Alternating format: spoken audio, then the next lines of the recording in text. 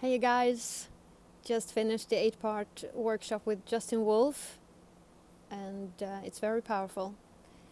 Going back to really see your story and getting to the pain and the suffering that you had yourself that brought you into this space that we're in now is really powerful. It is.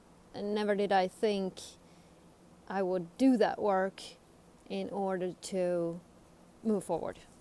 So looking back in order to move forward and really tapping into those feelings. That's amazingly powerful, I'd say.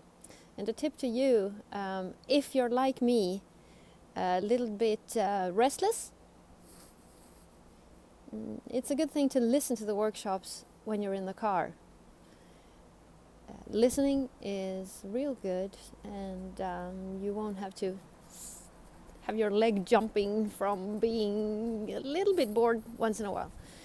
So that's good. I did it on a 4-hour drive going up north on Saturday and a 4-hour drive coming back home on Monday. Had time to cover it all, and so that's my tip to you. Yeah. See you later.